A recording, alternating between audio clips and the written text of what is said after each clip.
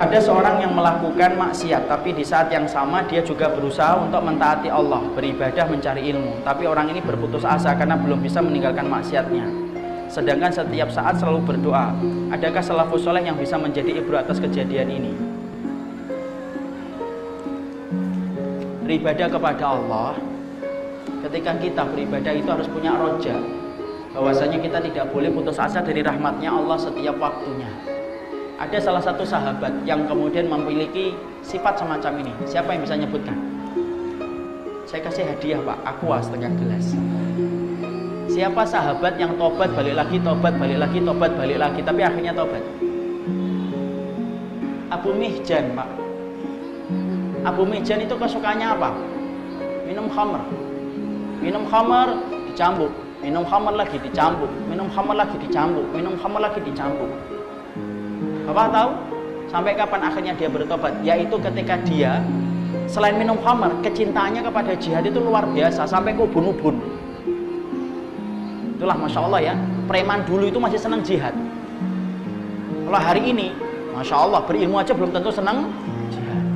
Preman dulu itu senang jihad. Nah, mau minum khamr kok, itu sebuah dosa besar kan? Minum khamr dijilid, minum khamr dicambuk, minum khamr dicambuk, tobat, minum khamr dicambuk, tobat, minum khamr lagi. Sampai akhirnya dia berusaha untuk kemudian tobat itu kapan? Yaitu ketika ada pasukan peperangan yang kemudian sedang berjihad, sengaja dibawa itu Abu Mihjan, kemudian ditali dia. Lalu kemudian terjadi peperangan yang terdengar dengan telinganya, dia tidak bisa ikut perang. Kenapa? Dia peminum khamr. Dilarang untuk ikut. Karena apa? Justru akan melambatkan kemenangan. Karena orang yang berdosa itu justru membantu musuh. Jadi tolong Bapak, kalau hari ini kemudian kita ingin menang, minimal jangan membantu musuh dengan kemaksiatan dan dosa yang kita kerjakan. Itu yang akan menjadikan terlambatnya kemenangan datang kepada kaum muslimin.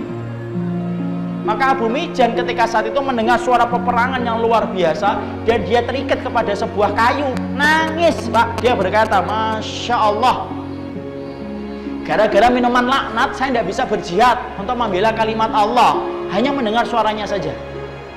Ada salah satu istri komandan yang hadir di saat itu, kemudian akhirnya iba melihat Abu Mihjan yang menangis, dilepaskan tapi dengan syarat, nanti sebelum perang selesai balik lagi ya, ikat lagi tanganmu. Oke, Insya Allah. Dia perang Pak, sampai kemudian dia tutupi itu kemudian wajahnya supaya nggak kelihatan bahwasanya dia adalah Abu Mihjan. Perang dengan luar biasa sampai komandannya, kalau tidak salah sahabat saat itu berkata, kalaulah bukan Abu Mihjan yang sedang aku ikat di belakang, pasti ini adalah Abu Mihjan. Padahal itu Abu Mihjan beneran. Sudah banyak orang-orang yang tertebas dengan kemudian dia balik lagi, ditutup lagi. Coba, Masya Allah, di situ kita melihat jangan pernah berputus asa. Abu Mihjan itu tobat, minum lagi, tobat, minum lagi, tobat, minum lagi, tapi akhirnya tobat. Karena itulah yang menjadikan kita tidak pernah berputus asa. Karena apa? Sebanyak apapun dosa yang menggunung tinggi, walaupun menyentuh pintu langit, tapi ketika kita bertobat dan menyesal, maka Allah akan terima. Ingat, Allah itu mencari manusia yang bukan hanya banyak salatnya, tapi juga Allah mencari manusia yang mereka itu melakukan dosa, tetapi mereka kembali kepada Allah dengan menyesali dosanya. Makanya perhatikan, Allah ketika perintahkan kita sholat, Allah tidak mengatakan bergegas. Allah ketika perintahkan untuk puasa, Allah tidak mengatakan bergegas. Allah ketika memerintahkan kita untuk sedekah, Allah tidak mengatakan bergegas. Tapi ketika Allah memerintahkan kita untuk bertaubat, Pak, Allah mengatakan apa? Wasari'u ila maghfiratin mir rabbikum. Bergegaslah kamu.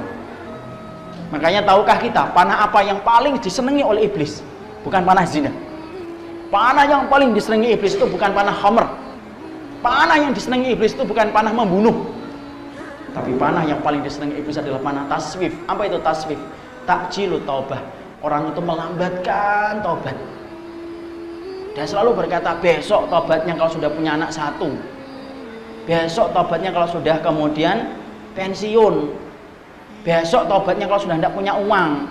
Tumben nggak minum, iya bokek. Nah itu bukan taubat ya, itu namanya taswif. Inilah yang menjadikan kita harus yakin kepada apa yang telah dijanjikan oleh Allah Subhanahu wa ta'ala.